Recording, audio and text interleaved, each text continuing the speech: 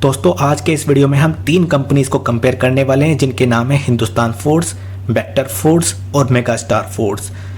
अगर हम बात करें तीनों की तीनों कंपनीज फूड सेक्टर से बिलोंग करती हैं, यानी तीनों की तीनों कंपनीज फूड आइटम्स को मैन्युफैक्चर करती हैं। तो आज हम देखेंगे कौन सी कंपनी के अंदर आपको ज़्यादा इन्वेस्टमेंट करना चाहिए, किसके अंदर कम करना चाहिए और किस तरह के रिटर्न आपको मिल सकते हैं। तो सबसे पहले Hindustan foods, market cap 6300 crore का है। स्टॉक का पीई देखें तो 89 का है, यानी थोड़ा एक्सपेंसिव है। अगर हम प्रॉफिट की ग्रोथ देखें तो 12 करोड़ के प्रॉफिट थे जो कि 71 करोड़ के हो चुके हैं, यानी 4 साल में 6 गुना हो चुके हैं इसके प्रॉफिट, यानी प्रॉफिट की ग्रोथ बहुत ही शानदार है।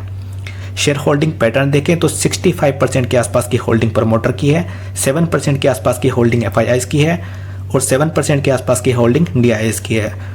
पब्लिक की 22 के आसपास है, यानी 80% के आसपास की होल्डिंग मजबूत हाथों में देखने को मिलती है। दूसरी कंपनी का नाम है मिसेस बेक्टर्स या बेक्टर्स फूड। इसका मार्केट कैप देखें तो 6000 करोड़ का मार्केट कैप है, यानी हिंदुस्तान फूड से थोड़ी छोटी कंपनी है। स्टॉक का पीई देखें तो 52 का है, यानी वैल्यूएशन भी हिंदुस्तान फूड के मुकाबले थोड़ी सस्ती है। प्रॉफिट की ग्रोथ देख लेते हैं। 30 करोड़ के प्रॉफिट थे जो बढ़कर के 112 के हो चुके हैं, यानी पिछले 4 साल में इसके प्रॉफिट 4 गुना हो चुके हैं, यानी प्रॉफिट की ग्रोथ इसकी भी बहुत शानदार है। लेकिन हिंदुस्तान फूड से कंपेयर करें तो थोड़ी सी वीक देखने को मिलती है। अब एक बार शेयर होल्डिंग पैटर्न देख लेते हैं तो 52% के आसपास की होल्डिंग प्रमोटर्स की है, 8% के आसपास की होल्डिंग एफआईआईज की है, 18% के आसपास की होल्डिंग डीआईएस की है और बाकी पब्लिक दिखने को मिलती है। यानी प्रमोटर की होल्डिंग से अगर हम कंपेयर करें तो हिंदुस्तान फूड्स की प्रमोटर की होल्डिंग काफ़ी स्ट्रॉन्ग है मिसेस बेक्टर्स के मुकाबले, लेकिन फिर भी काफ़ी अच्छी शेयर होल्डिंग पैटर्न है। अब तीसरी कंपनी को देख लेते हैं। कंपनी का नाम है megastar foods. Market cap 300 crore के आसपास का है, यानी माइक्रो कैप कंपनीज है और इन तीनों में सबसे छोटी कंपनी भी यही है। स्टॉक का पीई देखें तो 30 का है, यानी वैल्यूएशन भी इन तीनों कंपनीज में सबसे सस्ती इसी की है। प्रॉफिट की ग्रोथ देख लेते हैं तो 2 करोड़ के प्रॉफिट थे जो बढ़कर के 10 करोड़ के हो चुके हैं, यानी पिछले 4 साल में इसके प्रॉफिट 5 गुना हो चुके हैं। बहुत ही शानदार प्रॉफिट की ग्रोथ है, लेकिन तीनों कंपनीज में बीच के नंबर पर इसकी प्रॉफिट की ग्रोथ आती है, यानी हिंदुस्तान फूड से थोड़ी वीक प्रॉफिट की ग्रोथ है, लेकिन बेक्टर फूड से थोड़ी ज़्यादा स्ट्रॉन्ग प्रॉफिट की ग्रोथ है। एक बार शेयर होल्डिंग पैटर्न देख लेते हैं। प्रमोटर की होल्डिंग 69% के आसपास की है।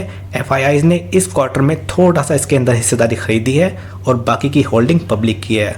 आपको मालूम ही है छोटी कंपनी के अंदर एफआईआईज डीआईएस यूजुअली नहीं होते हैं, तो आने वाले समय में इसके अंदर एफआईआईज डीआईएस भी आते हुए देखने को मिल जाएंगे जैसे जैसे कंपनी ग्रो करेगी।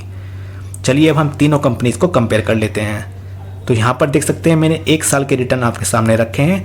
मिसेस बेक्टर ने 187% के रिटर्न दिए हैं, मेगास्टार फूड ने 68% के रिटर्न दिए हैं, वहीं हिंदुस्तान फूड्स ने 34% के रिटर्न दिए हैं। अब हम देख लेते हैं इन तीनों के रिटर्न जब से ये तीनों कंपनी मार्केट के अंदर हैं। यानी आपको मालूम ही है मेगास्टार फूड और बेक्टर फूड को मार्केट में ज़्यादा समय नहीं हुआ है, लेकिन हिंदुस्तान फूड को बहुत ज़्यादा समय हो चुका है। लेकिन हम कंपेयर करेंगे तीनों को जब से तीनों मार्केट के अंदर हैं, यानी बेक्टर फूड और मेगास्टार फूड की लिस्टिंग के आसपास से ही हम तीनों को कंपेयर करेंगे।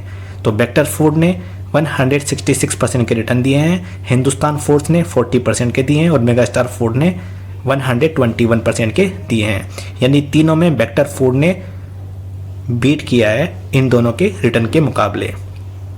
अब सवाल ये उठता है कि आपको किस कंपनी के अंदर इन्वेस्टमेंट करना चाहिए या फिर आपकी इन्वेस्टिंग स्ट्रेटजी क्या रहनी चाहिए। तो अगर आप एक कम रिस्क की इन्वेस्टर हैं, यानी आप रिस्क ज़्यादा नहीं लेना चाहते हैं, यानी आपको मार्केट में होने वाली ज़्यादा फ्लक्चुएशन अच्छी नहीं लगती हैं, तो आप हिंदुस्तान फूड्स के साथ में जा सकते हैं, क्योंकि ये कंपनी काफ़ी पुरानी है, इसने अपने आप को प्रूव किया है, प्रूवन एंड टेस्टेड बिजनेस है और कंपनी ने काफ़ी ज़्यादा रिसेशन भी देखे हैं लेकिन तब भी अपने आप को ग्रो किया है। तो आप इस कंपनी के साथ में जा सकते हैं। अगर आप ज़्यादा रिस्क की इन्वेस्टर हैं, यानी आप बड़ा रिस्क ले सकते हैं लेकिन आपको ज़्यादा रिटर्न भी चाहिए, तो आप जा सकते हैं मेगास्टार के साथ में, क्योंकि ये कंपनी माइक्रो कैप है और इस कंपनी की प्रॉफिट की ग्रोथ भी बहुत शानदार है और ऐसी शानदार प्रॉफिट की ग्रोथ मिलने पर कोई भी माइक्रो कैप कंपनी बहुत तेज़ी से रिटर्न बना करके देती है, तो आप इसके साथ में जा सकते हैं। तीसरे नंबर पर आप बेक्टर फूड को रख सकते हैं क्योंकि इसकी प्रॉफिट की ग्रोथ इन तीनों में सबसे कम है। इसके अलावा शेयर होल्डिंग पैटर्न भी इन तीनों के मुकाबले इसका वीक दिखने को मिलता है। आप चाहें तो दूसरी स्ट्रेटजी भी फॉलो कर सकते हैं।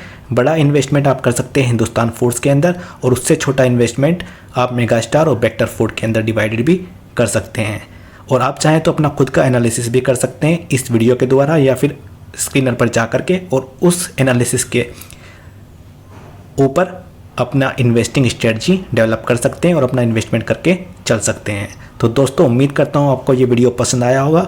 और दोस्तों इसके अलावा हम इस चैनल पर रनिंग मार्केट के अंदर स्टॉक मार्केट से रिलेटेड न्यूज़ अपडेट्स को कवर करते हैं। तो अगर आप भी स्टॉक मार्केट से रिलेटेड न्यूज़ के साथ में अपडेट रहना चाहते हैं तो इस चैनल को सब्सक्राइब कर दीजिएगा और बेल आइकन को हिट कर दीजिएगा। तो दोस्तों अभी के लिए बाय बाय।